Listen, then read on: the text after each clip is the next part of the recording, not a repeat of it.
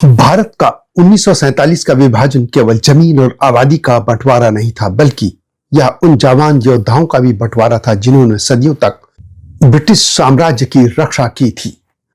1947 के त्रिपक्षीय समझौते ने गोरखा रेजिमेंटों को दो हिस्सों में बांट दिया था। एक हिस्सा आजाद भारत के साथ रहा और दूसरा हिस्सा 7 समंदर पार ब्रिटेन चला गया था।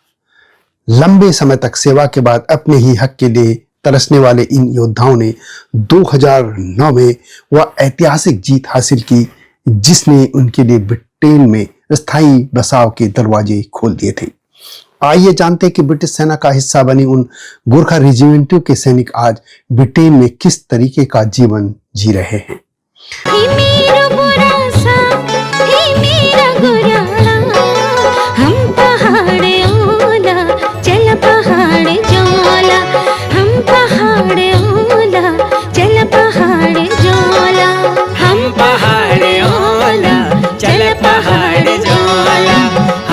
जय हिमालय, जय भारत।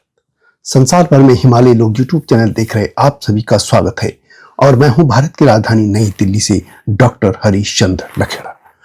गोरखा रेजिमेंट के जो सैनिक ब्रिटेन चले गए थे उनको लेकर यह जानकारी मिता परियार के league caste military migration Nepali Gorkha communities in Britain ethnicities 2020 पर आधारित है।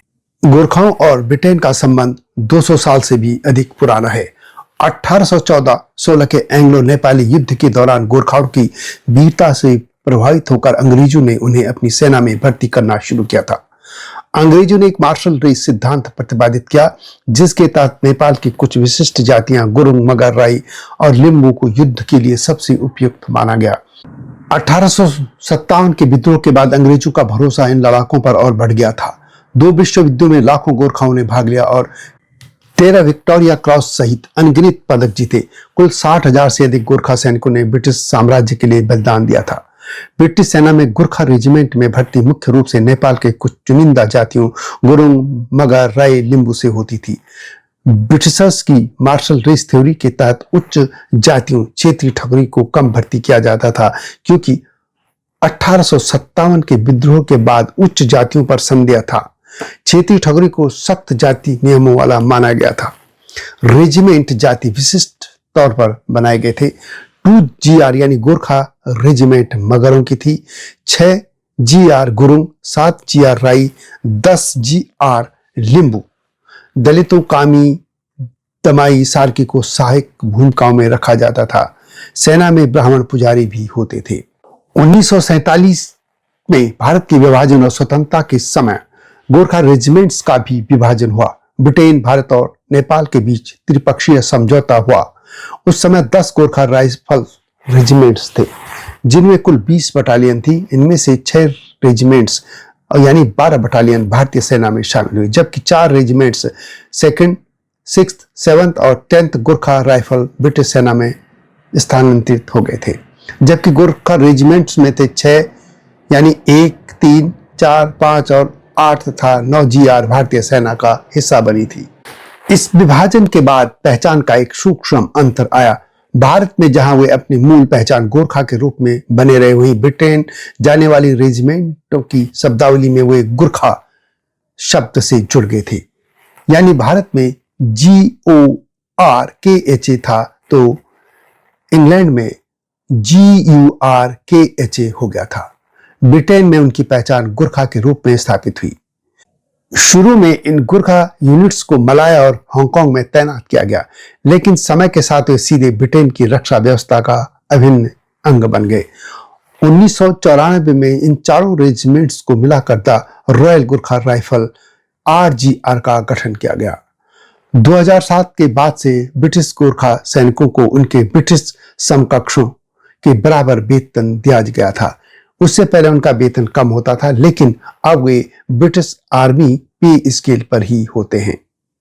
जो गुरखा ब्रिटिश सेना में चले गए थे, दशकों तक ब्रिटिश सेना की सेवा करने के बावजूद गुरखा सैनिकों को रिटायरमेंट के बाद ब्रिटेन में रहने का अधिकार नहीं था। उन्हें पेंशन लेकर नेपाल लौटना पड़ता था। यह एक बड़ी विडंबना थी कि जिस देश के लिए उन्होंने अपना खून बहाया वहीं उन्हें नागरिकता नहीं मिल रही थी। वर्ष 2009 में यह परिदृश्य बदला। अभिनेत्री जोआना लुमली, जिनके पिता खुद 6th गुरखा राइफल में मेजर थे, उनके नेतृत्व में गुरखा जस्टिस कैंपेन चला। इस आंदोलन ने ब्रिटिश जनता और संसद को झकझोर दिया। अंततः मई 2009 में सरकार ने घोषणा की कि 4 वर्ष या अधिक सेवा देने वाले सभी पूर्व गोरखा सैनिक अपनी पत्नी और बच्चों के साथ ब्रिटेन में बस सकते हैं। इस फैसले ने हजारों वेटरन्स के लिए ब्रिटेन की नागरिकता के रास्ते खोल दिए थे। इसके बाद बड़ी संख्या में नेपाल से गुरखा सैनिक ब्रिटेन लौटे थे। अनुमान है कि आज ब्रिटेन में लगभग 1 लाख गुरखा और उनके परिवार के लोग निवास करते हैं। इनका मुख्य निवास दक्षिणी इंग्लैंड के गैरिसन शहरों, सैन्य कस्बों जैसे एल्डरशॉट, फोर्नबरो, एशफोर्ड और फोकस्टोन है। एल्डरशॉट को तो अब लिटिल काठमांडू कहा जाने लगा है, जहां की सड़कों पर आपको Nepali sign board, Nepali restaurant और खुकरी के निशान वाली दुकानें मिल जाएंगी। आज का गुरखा ब्रिटेन में अपनी भाषा और संस्कृति को सहेजने के लिए प्रतिबद्ध है। घरों में नेपाली यानी गोरखाली बोली जाती है, जबकि बाहर वे फर्राटेदार अंग्रेजी बोलते हैं। वे खुद को गोरखा कहलाने में गर्व महसूस करते हैं, क्योंकि यह उनके ब्रिटिश सेवा के इतिहास और बलिदान का प्रतीक है। ब्रिटेन में बसे गुरखा समुदाय के लिए दक्षिणी इंग्लैंड के सैन्य शहर अब दूसरे घर बन चुके हैं। ऐतिहासिक सैन्य जुड़ाव के कारण सेवानिवृत्त गोरखाओं ने एल्डरशॉट को अपना मुख्य केंद्र बनाया है, जिसे आज लिटिल काठमांडू कहा जाता है। यहाँ का गुरखा चौक, बुद्ध मंदिर, भगवान शिव मंदिर इस समुदाय की सांस्कृतिक पहचान के स्तंभ हैं। इसके अलावा एशफोर्ड, फोर्नबरो और फोकस्टोन जैसे शहरों में गुरखाओं की घनी आबादी है। एशफोर्ड जहां रॉयल गुरखा राइफल का गढ़ है, वहीं फोकस्टोन में उनका प्रसिद्ध स्मारक भी है। ये सैनिक ब्रिटिश नागरिक हैं। इनकी नई पीढ़ी ब्रिटिश स्कूलों में पढ़ रही है और मुख्य धारा की नौकरियों में वे स्थापित हो रही हैं। यहाँ गुरखा केवल पूर्व सैनिक नहीं, बल्कि एक सम्मानित और अनुशासित समुदाय के रूप में देखे जाते हैं। ब्रिटेन में बसने के बाद गोरखाओं ने अपनी जड़ों को नहीं छोड़ा। सामाजिक रूप से ये सैनिक तमुधी और मगर एसोसिएशन जैसे जातिगत संगठनों के माध्यम से एकजुट रहते हैं। वहां जाति आधारित संगठन जैसे तुमुघी यूके गुरुंग, मगर एसोसिएशन और किरात राई यायोखा बेहद सक्रिय हैं। ये संगठन चैरिटी के तौर पर पंजीकृत हैं और तमु, लहोछार या उदौली जैसे त्योहारों को बड़े पैमाने पर मनाते हैं। हालांकि इस प्रवास ने एक सामाजिक चुनौती को भी जन्म दिया है। ब्रिटिश सेना की मार्शल रेस थ्योरी ने जिन जातियों गुरुंग, मगर, राई, लिम्बू को प्राथमिकता दी थी, वे आज ब्रिटेन में सामाजिक और आर्थिक रूप से बहुत मजबूर हैं। दूसरी ओर जो जातियां जैसे दलित, कामी, दमाई, सार्की सेना में केवल सहायक भूमिकाओं में थी, वे ब्रिटेन में भी अभी तक अक्सर हाशिए पर महसूस करती हैं। भले गुरखा सैनिकों को ब्रिटेन की नागरिकता मिल गई हो, लेकिन उनकी पेंशन असमानता की लड़ाई अभी भी जारी है। 1997 से पहले रिटायर हुए गुरखाओं के पेंशन ब्रिटिश मूल के सैनिकों की तुलना में काफी कम है।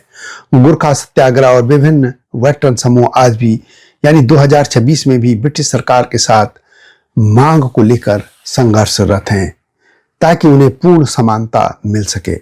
उनका सीधा तर्क है, जब खतरा और सेवा एक समान थी तो पेंशन अलग अलग क्यों? बहरहाल 1947 के विभाजन से शुरू गोरखाओं का यह सफर आज एक पूर्ण विकसित ब्रिटिश नेपाली समुदाय के रूप में सामने है। वीरता से शुरू होकर नागरिकता और अब सामाजिक न्याय तक की यह यात्रा आसान नहीं रही। ब्रिटेन में बसे गुरखा सैनिक आज इस बात का प्रमाण है कि वफादारी और साथ अंततः अपना अधिकार प्राप्त कर ही लेते हैं।